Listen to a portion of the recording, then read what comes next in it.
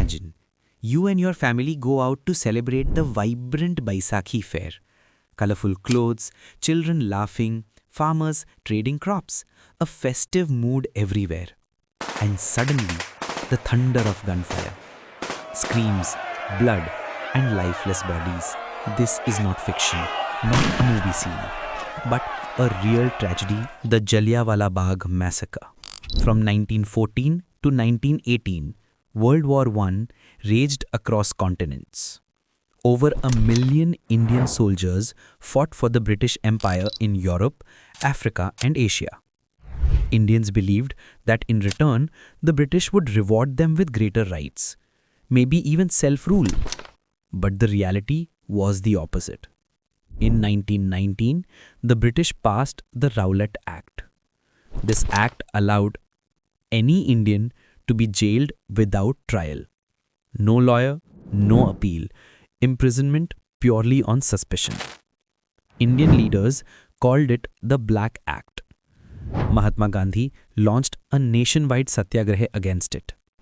Punjab was boiling with unrest. Two popular leaders in Amritsar, Dr. Saifuddin Kichle and Dr. Satyapal, were actively mobilizing people, but peacefully. On April 10, 1919, the British suddenly arrested them and deported them from Amritsar. The news spread like wildfire. Crowds poured into the streets demanding their release. Clashes erupted, some Europeans were killed. The British panicked. They imposed martial law in Punjab. Public gatherings were banned, curfews and restrictions turned Amritsar into a city under siege.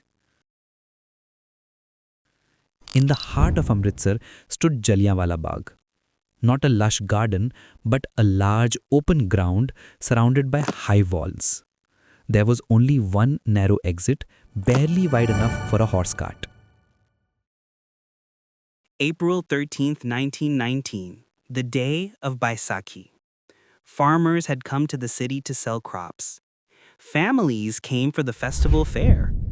Around 20,000 people had gathered inside the Bagh. Some were holding a peaceful meeting against the Rowlatt Act and the arrest of leaders, but the majority were simply celebrating the festival. Around 5:30 p.m., British officer General Reginald Dyer marched in with 50 armed soldiers. He even brought machine guns, but they could not be taken inside through the narrow lane. Dyer's mind was already made up. He thought, these Indians must be taught a lesson. He wanted to crush their spirit with terror. Dyer gave the order, fire.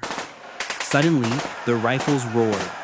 The firing continued for 10 long minutes.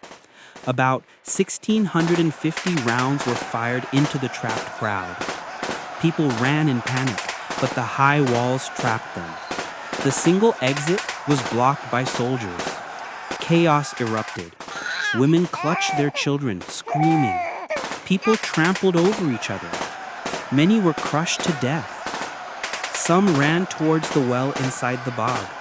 In desperation, they jumped in to escape bullets. Later, over 120 bodies were pulled out from that well. The ground was soaked in blood. Bodies lay piled over each other. The British government claimed 379 dead, 1,200 injured. But Indian leaders and eyewitnesses estimated over 1,000 killed, 1,500 plus wounded. Entire families were wiped out. Children were orphaned. Parents searched desperately for loved ones they would never find again.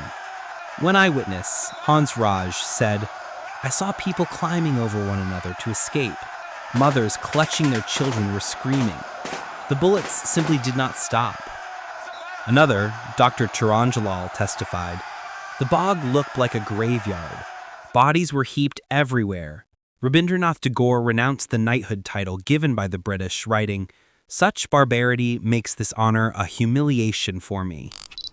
Mahatma Gandhi declared, "This is the turning point of India's freedom struggle." He launched the non-cooperation movement against British rule. The Indian National Congress formed a committee of inquiry. Witnesses confirmed there was no warning, no provocation, only merciless firing. When questioned in the British Parliament, General Dyer shamelessly said, "If I had more bullets, I would have fired more." Some Britons even supported him. After the massacre, repression worsened. Martial law meant Indians had no basic rights. In one street of Amritsar, where a British woman had been attacked earlier, Dyer ordered, "Every Indian must crawl on their stomach to pass through here." This became infamous as the Crawling Order, an insult that deepened Indian anger even further. The wounds of Jallianwala Bagh never healed.